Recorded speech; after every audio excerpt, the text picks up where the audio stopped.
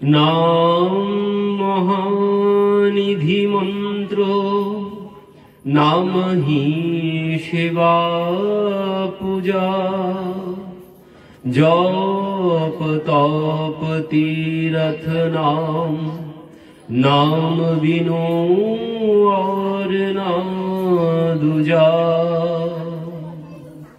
नाम प्रीति नाम वैर नाम कहीं नामी बोले नाम जामिल साक्षी नाम बंधन ते खोले। नाम अधिक रघुनाथ के राम निकट हनुमत कहो।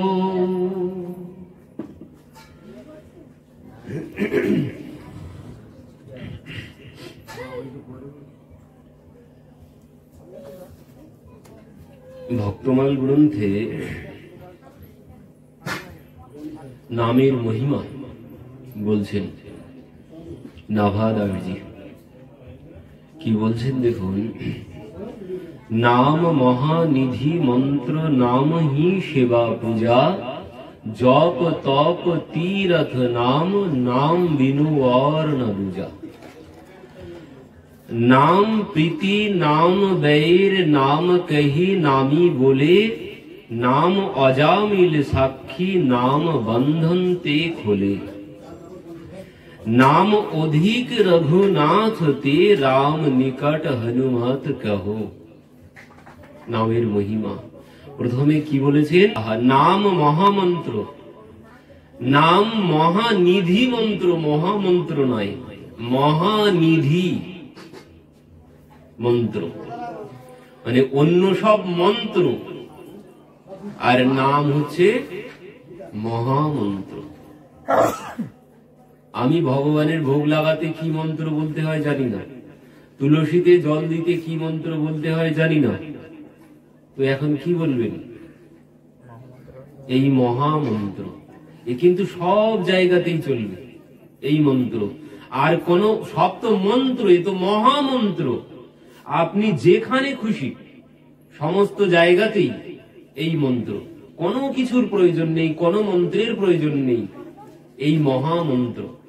তাই এবার যে যে মন্ত্র গুরুর কাছ থেকে পেয়েছেন ওটাই। এই মহামন্ত্র সব জায়গাতেই চলবে। অন্য তোগুলো সব মন্ত্র, আর এ তো মহামন্ত্র। এ যেখানে দেবেন সেখানেই চলবে। তুলসীতে জল দিতে গিয়ে কোন মন্ত্র জানা নেই, ওই হরে কৃষ্ণ কৃষ্ণ কৃষ্ণ হরে হরে, হরে রাম রাম রাম হরে হরে, ভজ নিতাই গৌর রাধেশ্যাম, জপ হরে কৃষ্ণ হরে রাম। এ কোন নামের মধ্যে কিন্তু কোনো ভেদ নেই। সর্বনামে সমান শক্তি দিলেন প্রভু করিয়া বিভাগ। এই নাম বড় ওই নাম ছোট এমন কিন্তু কোনো বিষয় নেই। আর যদি ভাবি তাহলে কিন্তু নামে আর কোনো কল্যাণ হবে না, অপরাধ হবে। আমি যদি ভাবি এই নাম বড় আর ওই নাম ছোট, তাহলে কিন্তু নামের কৃপা আমার হবে না, কোনো কৃপা হবে না। তো যে যে নাম পেয়েছি সেই নাম মহাপ্রভু শিক্ষা অষ্টকে বললেন যে সর্বনামে সমান শক্তি তিনি দিয়েছেন। কোন নামের মধ্যে কম বেশি শক্তি নেই, সমস্ত নামের মধ্যে সমান শক্তি দেওয়া আছে। তো এই মহামন্ত্র সর্বত্র, আপনি কোন মন্ত্র জানা নেই, সর্বত্র এই মন্ত্র দিয়ে সমস্ত কাজ চলবে, ভগবানের ভোগ নিবেদন থেকে তুলসীতে জল অর্পণ পর্যন্ত। তো এই মন্ত্র হচ্ছে মহামন্ত্র। আর কি?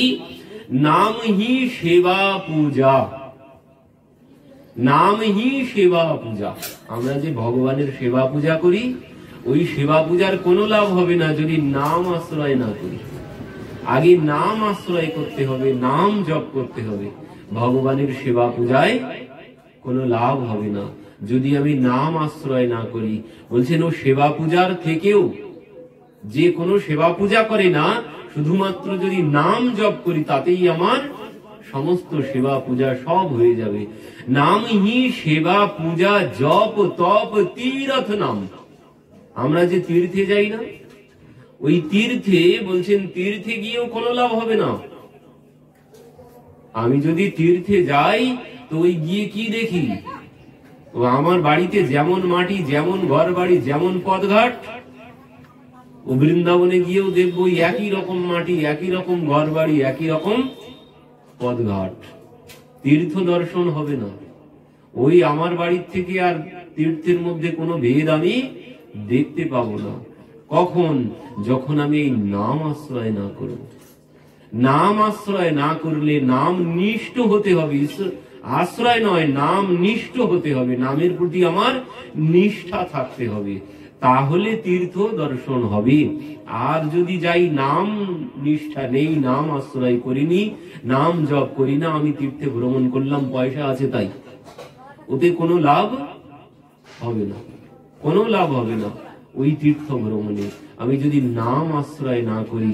কারণ কলিযুগে ওই একমাত্র, কলিযুগের যুগ ধর্ম নাম যজ্ঞ সার, অন্য কোন ধর্ম করিলে নাহি হয় পার। অন্য কোনো কিছুতে পার হওয়া যাবে না কলিযুগে, শুধুমাত্র নাম। কলিযুগে একমাত্র নাম যজ্ঞই সার। আর এই নামের এমন মহিমা, এই মহিমা তো বলে শেষ করা যাবে না, 1-2 ঘন্টায় কি নামের মহিমা বলবো। এই নামের এমন মহিমা, বলছেন ওই মালিক দাস হয়ে যায় আর দাস মালিক হয়ে যায় এই নামের প্রভাবে। নামের এমনই শক্তি, নামের শক্তিতে মালিক দাসে পরিণত হয় আর দাস মালিকে পরিণত হয়। কারণ এই নাম, ভগবানের নাম এমনই, আমরা পরবর্তীতে আসছি, বলছেন জপ তপ তীরথ নাম, নাম বিনু और না দুজা। বলছেন নাম বিনা और দ্বিতীয় কোনো কিছু সাধন নেই। কলিযুগের একমাত্র সাধন হচ্ছে ভগবানের নাম। অন্য কিছুতে কোনো ফল হবে না যদি নাম আশ্রয় না হয়। আরো কি বলছেন? নাম প্রীতি নাম ব্যয়ের। এই নাম, ভগবানের নাম আমি ভালোবেসে করলেও যে ফল পাবো, ভালো না বেশে করলেও সেই ফল পাবো। তাই আমি ভালোবেসে ভগবানের নাম করি আর শত্রু ভেবে। ভালোবেসে নাম করে যে ফল হবে, তার থেকে শত্রুতা করে যদি ভগবানের সাথে যদি শত্রুতা করা যায়, তার থেকে বেশি ফল হবে। ভগবানকে ভালোবেসে যে ফল হবে, ভগবানকে যদি আমি শত্রু বানাতে পারি, তার থেকে বেশি ফল লাভ হবে। কারণ কি? কারণ দেখবেন যাকে ভালোবাসি তার নাম যত মনে হয়, তার থেকে কিন্তু বেশি শত্রুর নামই মনে পড়ে। খেতে শুতে উঠতে বসতে শত্রুর নাম মনে পড়ে না বেশি? যাকে ভালোবাসি তার থেকে শত্রুর নাম বেশি মনে পড়ে। তো এই জন্যে ভায়ে কুভায়ে অনখ আলসহু, বলছেন ভাবে কুভাবে অভাবে আলস্য ভাবে, যে যেভাবে হোক, সাংকেত্যম পারিহাস্যম বা স্তবন হেলন মেবা। ভাগবত বললেন যে সাংকেতের দ্বারা পরিহাস্যম, সংকেতের দ্বারা পরিহাসের দ্বারা স্তবন হেলন মেবা, বলছেন যে যেভাবে নাম করবে সে এই নামের ফল পাবে। ভাবে কুভাবে অভাবে শত্রুতা করে যেভাবে হোক ভগবানের নাম যদি কেউ স্মরণ করেন, তাতেই তার কল্যাণ হয়ে যাবে। দেখুন সেই শিশুপাল, শিশুপাল খেতে শুতে উঠতে বসতে একজন ভক্ত যত বেশি নাম ভগবানকে স্মরণ করে, তার থেকে বেশি শিশুপাল শত্রু ভেবে ভগবানকে স্মরণ করত। কারণ শত্রুকেই, ঘুমের মধ্যেও শত্রুর কথাই মনে পড়ে। যে আমার ক্ষতি করেছে, ঘুমের মধ্যেও তার কথা মনে পড়ে। তো শিশুপালের ওই একই অবস্থা, ও খেতে শুতে উঠতে বসতে ভগবানকে গালি দিয়ে তারপরে অন্য কাজ করত। তো সেই শিশুপালকে যখন ভগবান সুদর্শন দিয়ে তার শিরচ্ছেদ করলেন, তখন সবাই দেখলেন, সেই রাজসহ যজ্ঞ, যজ্ঞের সভায় সবাই দেখলেন, পাণ্ডবদের সবাই, সেখানে যে শিশুপালের শরীর থেকে দিব্য জ্যোতি ভগবানের চরণে গিয়ে মিলিয়ে গেল। ধর্মরাজ যুধিষ্ঠির এটা দেখতে পেয়েছেন। ধর্মরাজ যুধিষ্ঠির দর্শন করে ভগবানকে বলছেন, প্রভু এ কি করে হলো? এ তো তোমাকে ভালোবাসে না। তোমাকে এই গতির জন্য, এই লাভের জন্য হাজার হাজার বছর ধরে সবাই তোমার নাম করছে, ঘর বাড়ি ছেড়ে দিয়ে কে কত ভাবে তোমার নাম করছে এই ফল পাওয়ার জন্য। আর এ তো কোনো কিছু করেনি, এ তোমাকে গালাগালি দিত, এ তোমাকে গালি দিত, খেতে শুতে উঠতে বসতে গালি দিত। সেই শিশুপালের শরীর তোমাতে কি করে মিলিয়ে গেল? ভগবান বলছেন, দেখো, যে আমাকে ভালোবাসে সে আমাকে যত না স্মরণ করে তার থেকে বেশি স্মরণ করেছে এই শিশুপাল আমাকে শত্রু ভেবে। তুই এই জন্যে শিশুপালের আজ এই পরম লাভ হয়েছে, সে ভগবানের চরণ পেয়ে গেল। তো ভালোবাসতে হয়নি, শত্রুতা করে ভগবানকে সে পেয়ে গেলেন। আর এই ফলের জন্যে সবাই হাজার হাজার বছর ধরে ঘর বাড়ি ছেড়ে দিয়ে গায়ে বস্ত্র মেখে, গায়ে মাটি মেখে, কেউ তো মাথাটা নিচের দিকে, চরণটা উপরের দিকে, কেউ এক চরণে দাঁড়িয়ে, কেউ তো গায়ে মুই পোকা লেগে গেছে, শুধু এইটুকু পাওয়ার জন্য। কিন্তু এইটুকু প্রাপ্তি, আর কিছু না, এই চরণ প্রাপ্তির জন্য কত ভাবে সবাই পরিশ্রম করছে।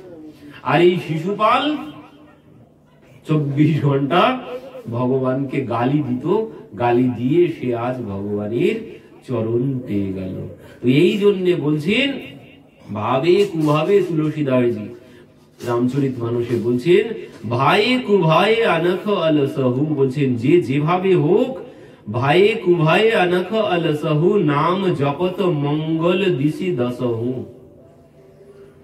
काहू कहाँ लगी नाम बड़ाई, राम न सकई राम नाम गुण गाई। কি বলছেন? ভায়ে কুভায়ে অনখ অলসহু, নাম জপত মঙ্গল দিশি দশহু।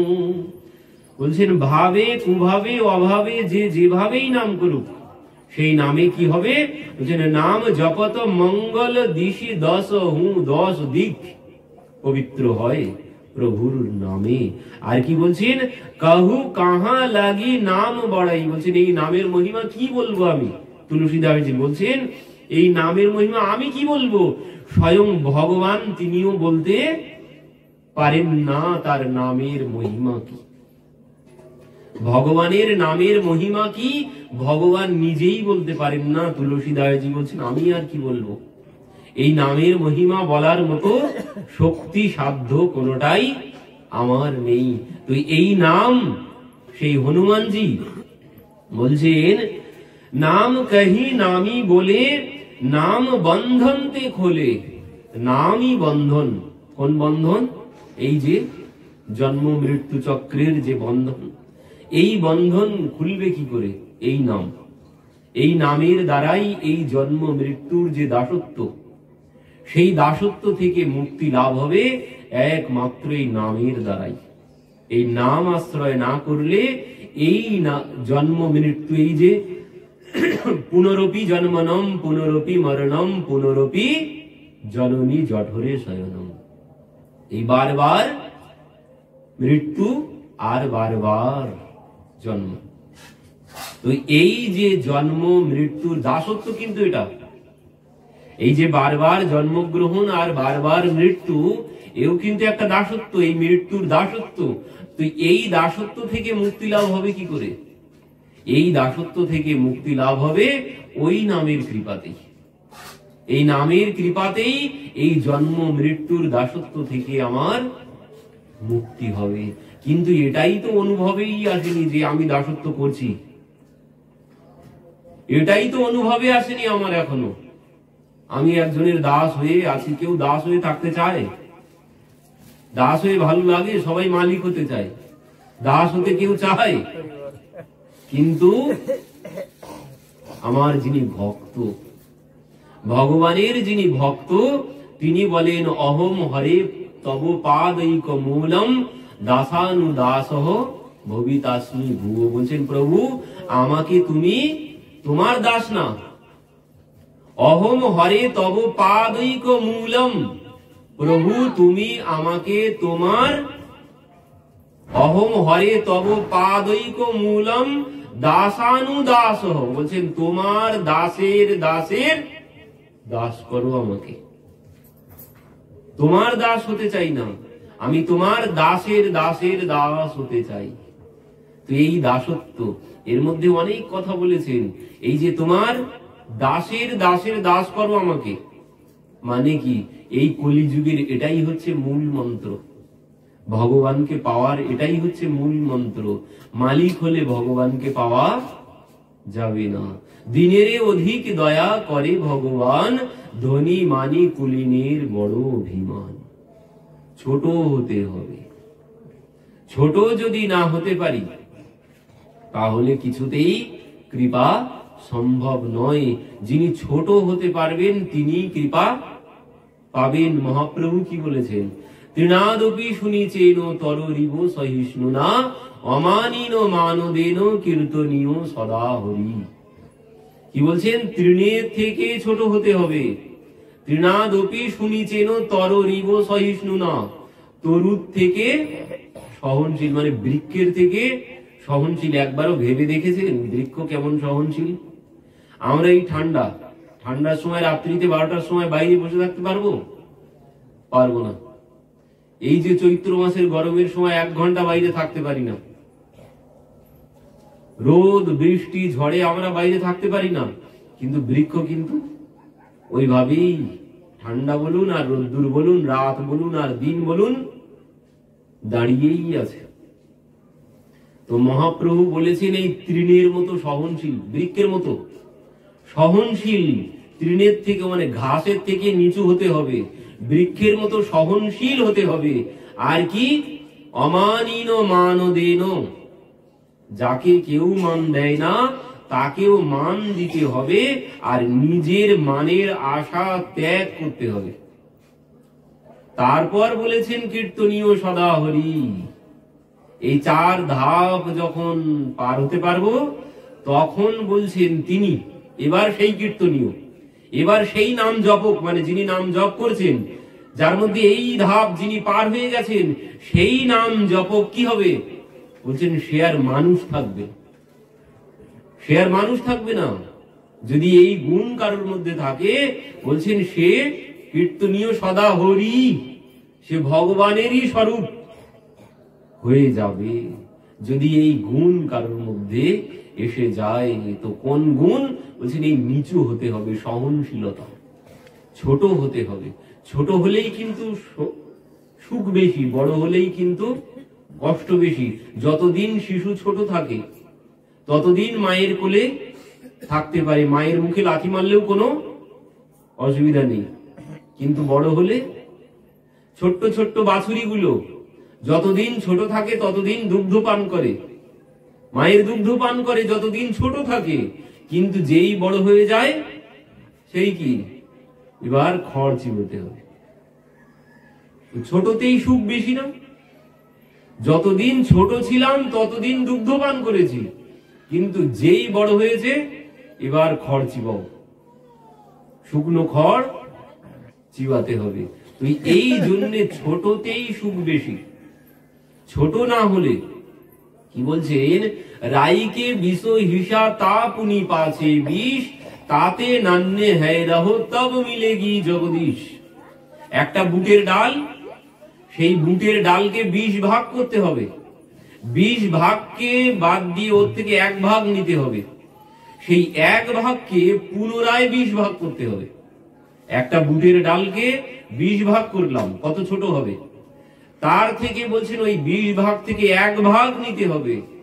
নিয়ে বলছেন তাকে পুনরায়, তা পুনি পাছে 20, পুনরায় তাকে 20 ভাগ করো। করে যতটুকু ছোট হবে, অমন ছোট যদি হতে পারো, তব মিলেগি জগদীশ, তখন ভগবান পাওয়া যাবে। কিন্তু ছোট হতে কয়জন পারি? সবাই চাই বড় হতে। কেউ চাই? ছোট হতে আমরা কেউ চাই না। সবার লক্ষ্য কি করে বড় হব, কিন্তু ভগবানকে পেতে গেলে ছোট হতে হবে। দিনেরে অধিক দয়া করে ভগবান, ধনী মানি কুলিনের বড় অভিমান। যেই বড় হয়ে যাব তখন নানান রকমের অভিমান চলে আসবে, অহংকার চলে আসবে, আর আমি ভগবান থেকে আস্তে আস্তে দূরে সরে যাব। তুই এই জন্যে ছোট হতে হবে। মহাপ্রভু এই জন্যে বলেছেন যে তৃণের থেকেও ছোট হতে হবে। সেই উদ্ধব মহারাজ বৃন্দাবনে যাওয়ার সময় কি, যাওয়ার সময় তিনি বড় পণ্ডিত সেজে গেছেন, বৃষ্ণিনাম প্রবর মন্ত্রী, কৃষ্ণস্য দ্বৈত সখা, বৃহস্পতির সাক্ষাৎ শিষ্য। বলছে আমি এই যাব, আর ও তো গোয়ালা, সব মাথায় তো গোবর পোড়া, আমি এই যাব আর ওদেরকে ব্রহ্মের শিক্ষা দেব। ব্রহ্ম ভগবান নিরাকার ব্রহ্ম, তার ধ্যান করো। তোমরা কেন কান্নাকাটি করছো?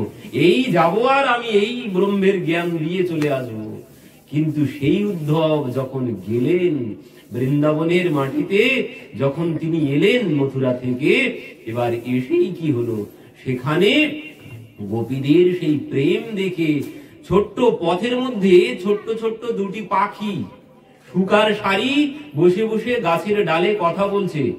উদ্ধব কিন্তু ভগবান আর উদ্ধবের মধ্যে কোনো ভেদ নেই, একই রকম দেখতে, শুধুমাত্র ভেদ নয়নে। তো সেই শুক আর শাড়ি বসে আছে গাছের ডালে, ভগবান নিজের পোশাক, নিজের গলার মালা, নিজের মাথার ময়ূরের পুচ্ছ, সেটাও উদ্ধবের মাথায় পরিয়েছেন। উদ্ধব একদম ভগবান মতোই লাগছে, কোনো ভেদ নেই। কিন্তু শুক আর শাড়ি তারা গাছের ডালে বসে আছেন, বসে বসে হঠাৎ দেখলেন উদ্ধব আসছে, কিন্তু শুক মনে করেছে যে ভগবানই আসছে। শুক শাড়িকে বলছে, শাড়ি তুমি এবার চোখ মেলে দেখো, এবার চোখ মেলে দেখো, কৃষ্ণ আসছে। শাড়ি বলছে তা কিছুতেই হয় না, কৃষ্ণ যদি আসে তাহলে আমার মন জেনে যেত, আমার মন জেনে যেত এ কোনদিন কৃষ্ণ নয়। শুক বলছে না, তুমি একবার চোখ মেলে দেখো, কৃষ্ণ আসছে। কিন্তু শাড়ি বলছে দেখো, আমি যদি চোখ মেলার পর দেখি আমার কৃষ্ণ আসছে না, তাহলে কিন্তু আমি এখানেই শরীর ত্যাগ করব। এমন সময় উদ্ধব এসে, তার কর্ণেও এই কথা গেছে, উদ্ধব কাছে এসে গেছে, উদ্ধবের কর্ণে এই কথা গেছে। উদ্ধব শ্রবণ করেই মাথা ঘুরতে শুরু করেছে, বলছে এইটুকুটুকু ছোট ছোট পাখি এরা বলে কি? তো উদ্ধব বলছে তোমরা এখানে কেন বসে আছো?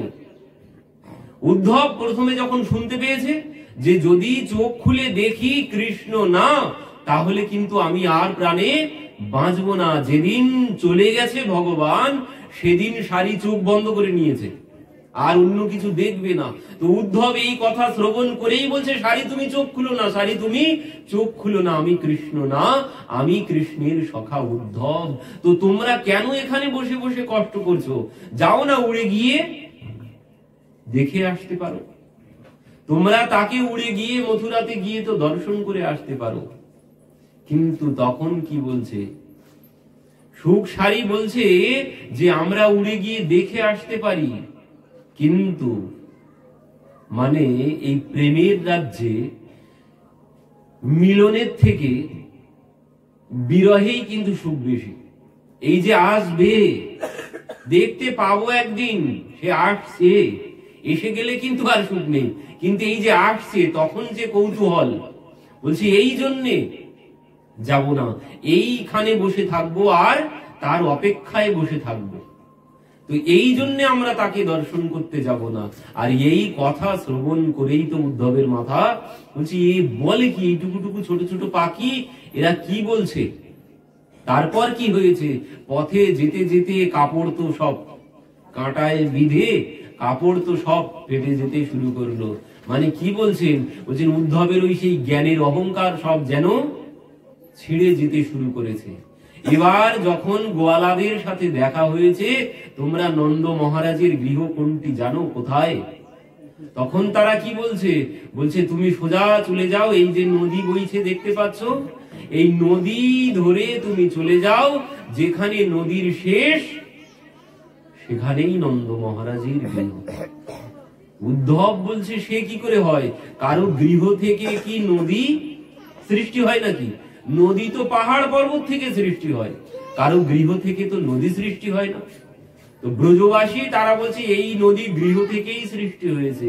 আরে যেমন তেমন নদী নয়, এ কোন নদী? এ বলছেন মা যশোদার চোখের জলের নদী। এই কথা শ্রবণ করেই তো উদ্ধবের যেসব পাণ্ডিত্য সব চলে গেছে।